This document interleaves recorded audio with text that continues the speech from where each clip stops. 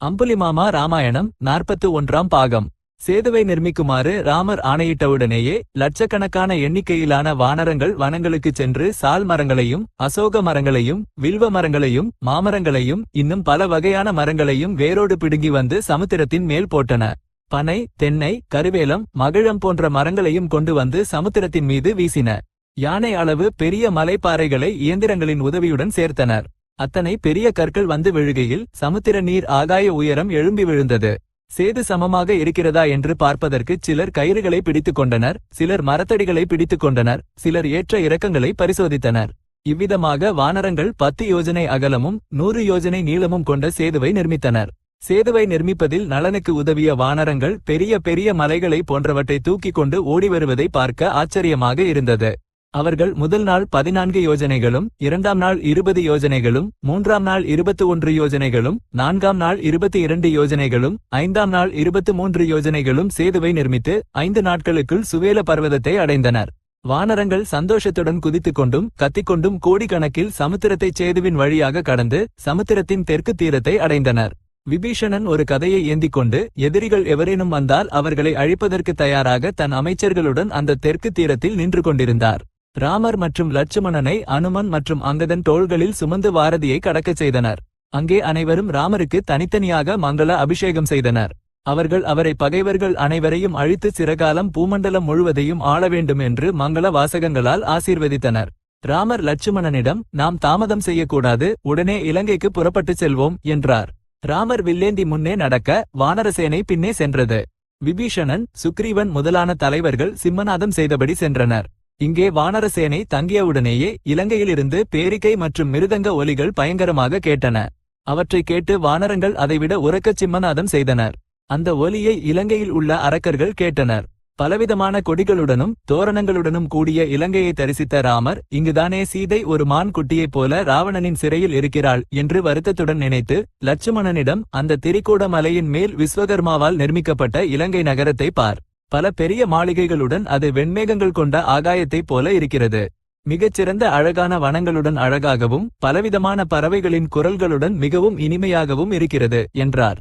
பிறகு ராமர் வானரசேனையை கருட வியூகத்தில் அமைத்து அதற்கு முன்னே தானும் லட்சுமணனும் இருக்கும்படியும், அங்கதன் நீலனுடன் சேர்ந்து தனது சேனையுடன் இதய தானத்தில் இருக்கும்படியும், ரிஷபன் தனது சேனையுடன் வலது பக்கமும் கந்தமாதனன் இடது பக்கமும் இருக்கும்படியும், ஜாம்பவான், சுஷேனன், வேகதர்சி ஆகியோர் வயிற்று பகுதியில் இருக்கும்படியும், சுக்ரீவன் பின்பகுதியை பாதுகாக்கும்படியும் ஏற்பாடு செய்தார். வியூகம் அமைக்கப்பட்டவுடன் ராமரின் ஆணைப்படி சுக்ரீவன் சுகனை விடுவித்தான். அவன் அங்கே ஒரு கணம் கூட இருக்காமல் ராவணனிடம் சென்றான். ராவணன் அவனை பார்த்துச் சிரித்துக் கொண்டே, யாரோ உன் சிறகுகளை ஒடித்தது போல் இருக்கிறது, நீ குரங்குகளிடம் சிக்கவில்லையே என்றான். நான் சமுத்திரத்தை கடந்து சென்று சுக்ரீவனை பார்த்து தாங்கள் சொல்லச் சொன்னபடியே சொன்னேன். அந்த வானரங்கள் என்னை பார்த்துச் சினந்து ஆகாயத்தில் எகிரி என்னை பிடித்து பலவாறு துன்புறுத்தி கொல்ல துணிந்தனர். அவர்கள் மிகுந்த கோபக்காரர்கள் மற்றும் கொடூரமானவர்கள். அவர்களுடன் பேசுவதே கடினம், இதில் பதில் வாங்கி வருவது எப்படி? ராமர் இலங்கை தீவை அடைந்துவிட்டார். சமுத்திரத்திற்குச் சேதுவை நிர்மித்து இலங்கை வாசல் வரை வந்துவிட்டார். வானர சேனைகள் மணல் போட்டால் கூட விழாத அளவு நெருக்கமாக உள்ளன. உடனே சீதையை ராமருக்கு கொடுத்துவிட வேண்டும் அல்லது போருக்கு தயாராக வேண்டும் என்றான் சுகன். ராவணன் சுகனிடம் தான் போருக்கே தீர்மானித்திருப்பதாக கூறி வானர சேனையின் விவரங்கள் அனைத்தையும் ரகசியமாக தெரிந்து வருமாறு சுகசாரணர்களை அனுப்பினான். அவர்கள் வானர உருவம் கொண்டு வானர சேனையில் புகுந்தனர். அவர்களுக்கு வானர சேனையின் முடிவு தெரியவில்லை. மலை சிகரங்களின் மேலும் மலைகளுக்கு இடையிலும் காடுகளிலும் சமுத்திர கரையிலும் வனங்களிலும் பூங்காக்களிலும் எங்கு பார்த்தாலும் அவர்களுக்கு வானரசேனை தென்பட்டது. அந்த சேனையில் ஒரு பகுதி இன்னும் சேதுவை கடந்து கொண்டே இருந்தது.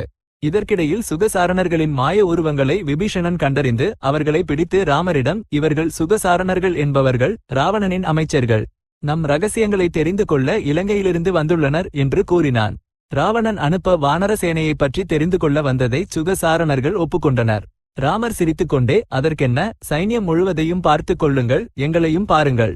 பார்க்க வேண்டியவை அனைத்தையும் பார்த்த பிறகு சுதந்திரமாக இலங்கைக்குச் செல்லுங்கள் என்று அவர்களிடம் கூறினார். அவர்கள் ஆயுதம் இல்லாதவர்கள் என்பதால் அவர்களை கொல்ல மாட்டேன் என்றும் அவர் கூறினார். அவர் ராவணனிடம் தனது செய்தியாக இவ்வாறு சொல்லச் சொன்னார், நீ எந்த தைரியத்தில் என் மனைவி சீதையை அபகரித்தாயோ அந்த தைரியத்தை இப்போது காண்பி. நாளை விடிந்தவுடன் இலங்கை மதிலையும் வாசல்களையும் உன் அரக்கர் சேனையை என் அம்புகளால் அழிக்கப் போகிறேன். ஜாக்கிரதை. சுகசாரணர்கள் ராமரை புகழ்ந்து இலங்கைக்கு திரும்பிச் சென்று ராவணனிடம், மன்னா, நாங்கள் வானரசேனையில் புகுந்த விபீஷணனிடம் பிடிபட்டோம். ஆனால் தர்மாத்மாவான ராமர் எங்களை விடுவித்தார். வானரசேனைக்கு ராமர், லட்சுமணன், விபீஷணன், சுக்ரீவன் ஆகியோரே போதும். அவர்கள் பராக்கிரமத்தில் தேவேந்திரனுக்கு குறைந்தவர்கள் அல்லர். இலங்கைக்கு கேடு விளைவிக்க அந்த நால்வரே போதும். மீதமுள்ள வானரசேனை தேவையற்றது என்று தோன்றுகிறது. ராமரின் உருவத்தையும் ஆயுதங்களையும் பார்த்தால் அவர் ஒருவரே போதும். லட்சுமணன், விபீஷணன், சுக்ரீவன் எதற்கு என்று தோன்றுகிறது. மேலும் வானர வீரர்கள் யுத்த உற்சாகத்துடன் எப்பொழுது போர் நடக்கும் என்று காத்துக் கொண்டிருக்கிறார்கள். ஆகையால் அவர்களுடன் விரோதம் கொள்வதை விட சீதையை ராமருக்கு கொடுத்து விடுவது நல்லது என்றனர். இந்த வார்த்தைகளை கேட்டு ராவணன் சாரணனிடம், அனைத்து உலகங்களும் ஒன்று சேர்ந்து வந்து என்னை பயமுறுத்தினாலும் நான் சீதையை விடமாட்டேன். நீ மென்மையானவன் என்பதால் வானரங்களின் அடிக்கு அஞ்சி சீதையை கொடுத்துவிடச் சொல்கிறாய் என்று கூறி சுகசாரணர்களை அழைத்துக் கொண்டு பனிமலை போன்ற தனது வெண்மையான மாளிகையின் மேல் ஏறி அங்கிருந்து காணும் மலைகள், வனங்கள் அனைத்தும் வானரசேனையாக நிறைந்திருப்பதை கவனித்தான். அவன் சாரணனை திரும்பி பார்த்து, வானரங்களில் சூரர்களும் பலவந்தர்களும் யார்? அவர்களின் தலைவர்கள் யார்? முக்கியமானவர்கள் யார் என்று கேட்டான். இலங்கையை நோக்கி சிம்மநாதம் செய்யும் அந்த வானரன் நீலன் வானரசேனை தலைவன். கைகளை மேலே தூக்கி தவாலை தரையில் அடித்துக் கொண்டிருப்பவன் அங்கதன். சுக்ரீவனால் இளவரசனாக பட்டாபிஷேகம் செய்யப்பட்டவன் வாலியின் மகன். அனுமன் இலங்கைக்கு வந்து சீதையை பார்த்தவன். அங்கதனுக்கு பின்னால் இருப்பவன் நலன், அவனை சமுத்திரத்திற்கு சேது கட்டியவன். தான் ஒருவனே இலங்கையை வெல்ல வேண்டும் என்பது இவன் விருப்பம். வீரர்களை சீர் செய்து உற்சாகப்படுத்திக் கொண்டிருக்கும் அந்த வெள்ளையான வானரனே ஸ்வேதன். அவன் கோபக்காரன், மிக கடுமையான குணம் கொண்டவன், பயங்கரமானவன். அந்த வானரன் ரம்பன். அந்த ஆவலாயிருப்பவன் சரபன். அவனுக்கு மரணத்தை பற்றி அக்கறை இல்லை, போரில் பின்வாங்க மாட்டான் என்று கூறி சாரணன் ராவணனுக்கு ஒவ்வொரு வானர பிரமுகர்களையும் அறிமுகம் செய்தான். சாரணன் கூறி முடித்ததும் சுகன் மேலும் சில எதிரி பிரமுகர்களைப் பற்றியும் அவர்களின் பெருமையை பற்றியும் ராவணனுக்கு விவரித்தான். தனது அமைச்சர்கள் எதிரி வீரர்களை அவ்வாறு புகழ்வதை கேட்டு ராவணனுக்கு கோபம் வந்தது. அவன் அவர்களிடம், எனது உப்பை தின்று வாழ்பவர்கள் எனக்கு பிடிக்காதவாறு இவ்வாறு பேசலாமா? ஒரு பக்கம் போர் நடக்கவிருக்கையில் எதிரிகளை இவ்வாறு புகழலாமா? பெரியவர்களிடம் நீங்கள் என்ன கற்றுக்கொண்டீர்கள்? நீங்கள் படித்த நீதி சாஸ்திரம் எல்லாம் என்னவாயிற்று? உங்களை கொன்றுவிட வேண்டும், ஆனால் நீங்கள் முன்னமே செய்த நன்மையை நினைத்து உங்களை விட்டுவிடுகிறேன். அதுவே உங்களுக்கு மரணத்திற்கு சமம் என்றான்.